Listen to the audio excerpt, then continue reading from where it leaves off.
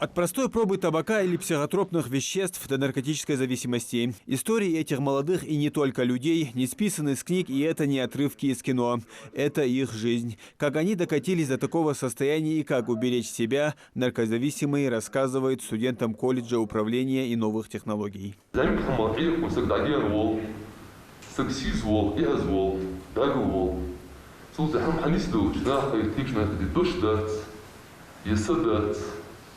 يغبط إنها ستة تصفى شيفتشيل اللي يصير موضح اللي ما قلنا دقة ياش خانس الرياضة شكون اللي يأخذ شوى يحل دي دقة وجه أوز كاشو بيرش ده زيبه تيبو نقبه دق حماوي نوسو دق حماوي. На организованной комитетом по делам молодежи Ингушетии встречи напоминают молодым, что наркотики – это только зло. Дорога, которая не только убивает человека, но и отдаляет его от Всевышнего, родных и близких. Они лишают человека нравственности, только в начале наркотики дают иллюзию радости. А далее невыносимый кошмар, социальная деградация и поражение всего организма. Я тогда думал, что я просто попробую и больше не буду употреблять. Просто попробовал. Прошло несколько лет. Попробовал другие наркотики, более тяжелые, еще несколько лет, еще более тяжелые. Сейчас у меня последние 8 лет активного употребления. Все ушло из-под контроля. Моя жизнь, жизнь моих окружающих, моей семьи, моя работа. Я признался себе, что я бессилен перед этой болезнью, перед зависимостью. Я много раз пытался сам бросить, много раз. Были месяцы трезвости и трезвой жизни, но все равно что-то меня беспокоило, что-то внутри болело. Не физическая боль, какая-то пустота внутри оставалась, что-то болело. Заполнялось только употребление. Не пытайтесь, не пробуйте. Я тоже думал, что я тот самый избранный, который сможет один раз попробовать и больше не подходить к этому. Не смог, и вы не сможете, и нет на земле таких людей, которые попробовали и больше к этому не подходят. Все болеют от этой болезни, она неизлечима. Здесь я понимаю, что она неизлечима.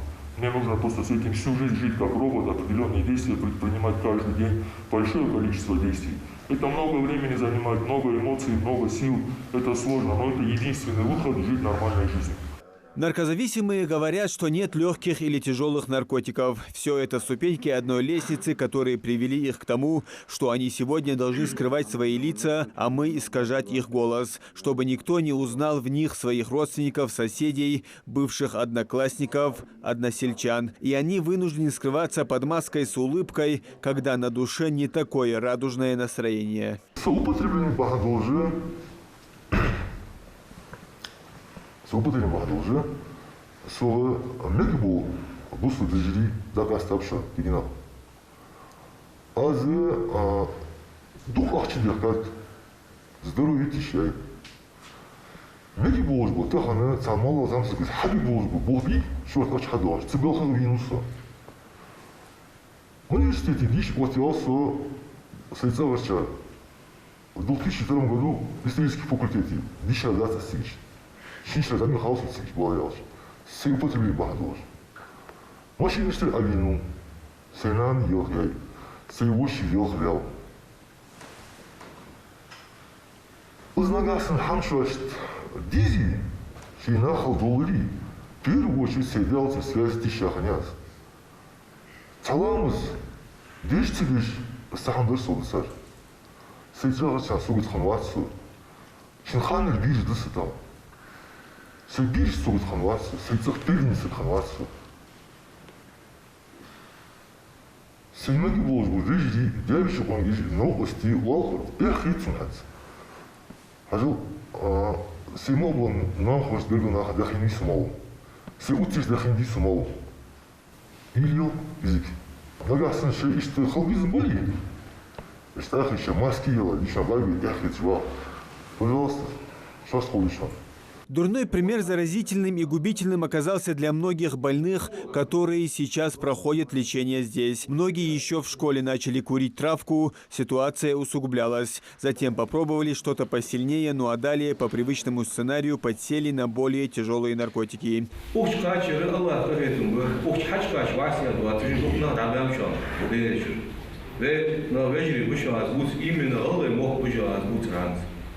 Каждый день это способ лежать в умер.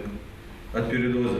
От наркотиков начинают страдать все системы и органы человека. Развиваются психические заболевания, наркотики вызывают гепатит, ВИЧ, разрушение зубов, центральной нервной системы, психические нарушения, отказ работы печени, снижается иммунитет. Если сначала наркотики принимают в погоне за приятным ощущением, то позже, чтобы избежать ломки. Наркомания – одно из самых тяжелых распространенных заболеваний наших дней.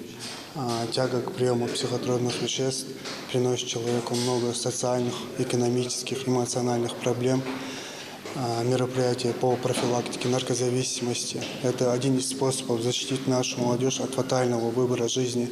Мы взаимодействуем с университетами, с СУЗами, есть понимание, как дальше работать, есть поддержка со стороны главы республики, правительства.